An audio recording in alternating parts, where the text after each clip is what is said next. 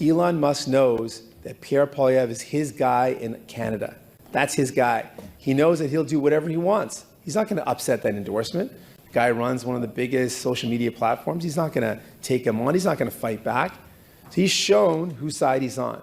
He's made it clear that billionaires, we got your back. We're going to make you even richer. That's why Elon Musk endorsed him. Is there ever a right time to pick a fight with the world's richest man? What happens when your bold words spark a fire you can't control? Singh's public attack on Elon Musk was meant to make headlines, and it did, but not for the reasons he hoped. Instead of elevating his career, he's watching it unravel right before his eyes. So, what exactly did he say, and how did Musk respond? Let's dive into the explosive fallout that's got everyone talking. I reject the endorsement of a guy who's a part of administration that threatens our country, that threatens Canadian workers. I would reject that. Canadian politics is witnessing a seismic shift as NDP leader Jagmeet Singh escalates his criticism of Conservative leader Pierre Poilievre. At the heart of the controversy is Singh's vocal opposition to Poilievre's high-profile endorsement by tech magnate Elon Musk. Kate McKenna, CBC News. Mr. Poilievre, Elon Musk seems to be a fan of yours.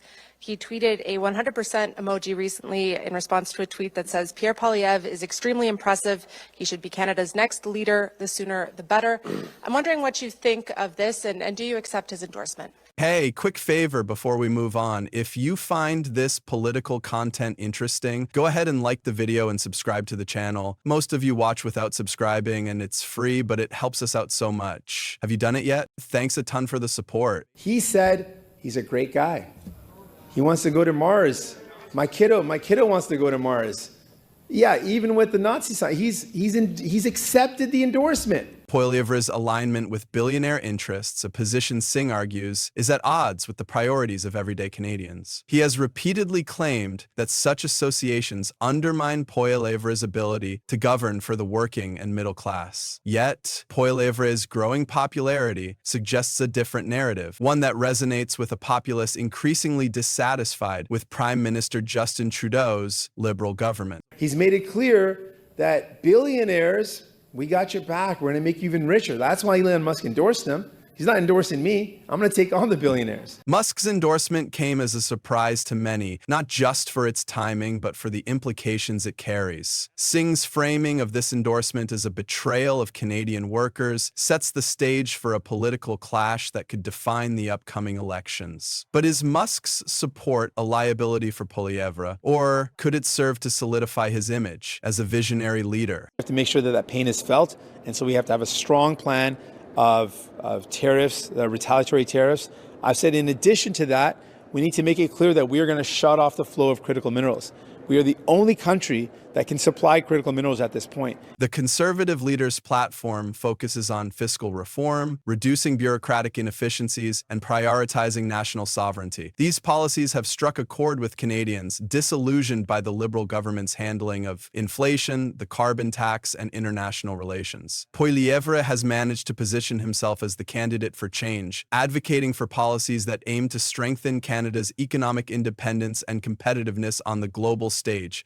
Let's stop the flow of critical minerals.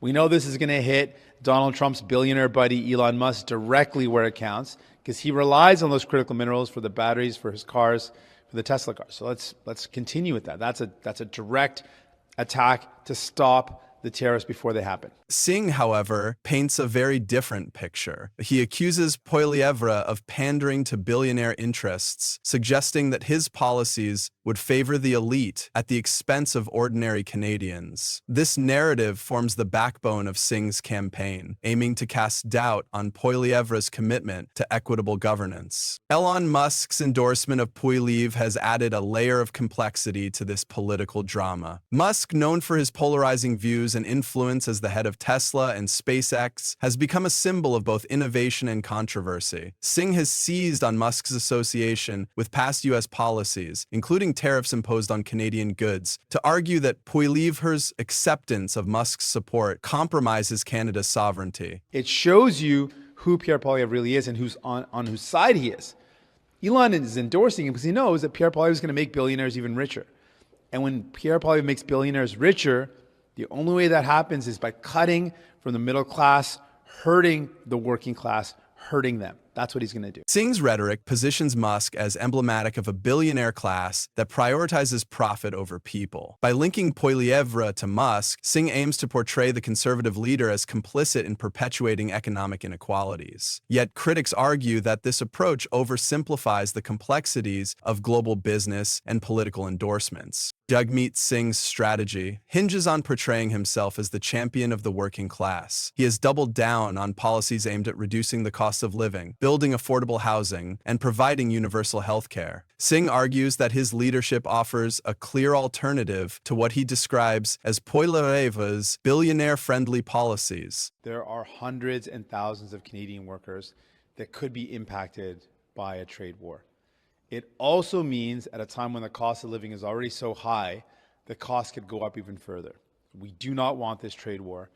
We are great neighbors with the U.S. However, this approach is not without risks. Critics have pointed out that Singh's narrative lacks nuance, failing to address the broader implications of global endorsements like Musk's. Moreover, his focus on attacking Poilievre may distract from articulating a comprehensive vision for Canada's future. Adding to the complexity of this political battle is the declining credibility of Justin Trudeau's Liberal government. After nearly a decade in power, Trudeau faces mounting criticism for his handling of key issues such as inflation, international trade, and environmental policies. Many Canadians feel that the Liberal government has lost touch with the realities of everyday life, creating an opening for both Poilievre and Singh to present themselves as viable alternatives. But we know one thing in trade wars, while we want to do everything possible to avoid it, to stop it before it happens, and I've talked about some of the things we need to do, we know in trade wars, it's workers that suffer, and that cannot happen. So my commitment is a new Democratic government would ensure that every cent, every dollar of the trade, of the tariffs that we put in reprisal.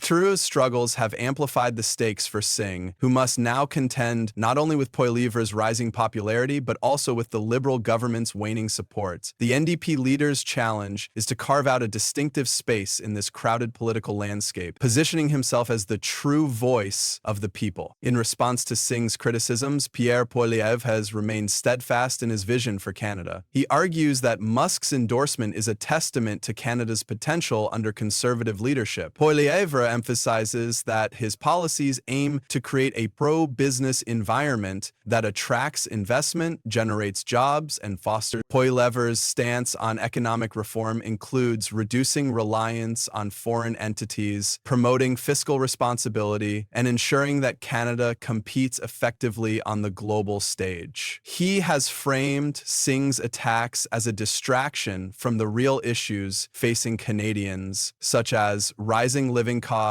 and economic instability. The United States is the greatest economic and military superpower in the history of the world, and they are our neighbor. The U.S. is responsible for $1.2 trillion of our trade. We trade almost twice as much with the Americans as we trade with the rest of the world combined. Trade with the U.S. is 40% of our economy. The dynamic between Canada and the United States adds another layer to this political narrative. Former U.S. President Donald Trump has hinted at his preference for Poilievre, praising his conservative principles and Canada-first policies. Trump's endorsement, coupled with Musk's, positions Poilievre as a leader with significant international recognition. Singh has used this connection to argue that Poilievre's alliances with high-profile figures like Musk and Trump undermine Canada's independence. However, Poilievre contends that these endorsements reflect confidence in his leadership and Canada's potential for growth under his policies. We're spending hundreds of billions a year to take care of Canada. We lose in trade deficits. We're losing massive. We don't need their cars. You know, they make 20% of our cars. We don't need that. I'd rather make them in Detroit. In politics, endorsements from influential figures can significantly shape public perception and alter the trajectory of campaigns. When individuals like Elon Musk publicly support a candidate, the implications extend beyond simple approval. They symbolize alignment with certain ideologies and visions for the future. For Pierre Poilievre, Musk's endorsement acts as a powerful signal of credibility, accountability and potential for fostering innovation-driven growth in Canada. Musk is referred to as Poilievre, as a public personality and a veteran. However, this backing is not without controversy. Critics argue that such endorsements may overshadow grassroots concerns, suggesting a candidate's priorities lean towards the interests of the elite rather than everyday citizens. This dynamic has sparked debates about the role of wealth and influence in modern politics. On one hand, endorsements from prominent figures can enhance a candidate's image, presenting them as capable of engaging with global leaders and fostering economic ties. On the other hand, such alliances may raise suspicions of undue influence, particularly when critics like Jagmeet Singh frame them as compromising national interests. This duality forces voters to question whether these endorsements represent progress or merely reinforce existing inequities. Kate McKenna, CBC News. Mr. Poilievre, Elon Musk seems to be a fan of yours. He tweeted a 100% emoji recently in response to a tweet that says, Pierre Poilievre is extremely impressive. He should be Canada's next leader. The sooner, the better. I'm wondering what you think of this, and do you accept his endorsement? Ultimately, endorsements like Musk's highlight the growing intersection of politics and global entrepreneurship. They compel both supporters and critics to evaluate not just the candidates, but also the broader implications of intertwining political authority with corporate power. The Canadian public remains divided on these issues. While some view Musk's endorsement as a validation of Poilievre's leadership, others see it as evidence of his alignment with billionaire interests. Similarly, Singh's focus on class divides resonates with many, but risks alienating voters seeking pragmatic solutions to Canada's challenges. So if I ever get a chance to meet Mr. Musk, what I would say is, how do we make this an economy where we bring home hundreds of billions of dollars of investment to Canada? As the election draws closer, the stakes for all parties involved continue to rise. Poilievre's ability to maintain his momentum will depend on his capacity to address Singh's criticisms while staying true to his vision for Canada. Singh, on the other hand, must balance his attacks on Poilievre with a compelling narrative of his own. The clash between Jagmeet Singh and Pierre Poilievre is more than a political spectacle. It's a reflection of the ideological battles shaping Canada's future. At the heart of this conflict lies a fundamental question. What kind of leadership does Canada need in these turbulent times? This battle is far from over, and the outcome will undoubtedly leave a lasting impact on Canada's political landscape. The upcoming election is not just a choice between leaders, it's a decision about the direction of a nation. If you enjoyed this breakdown, leave a like and subscribe to our channel. Watch more videos here for the latest insights.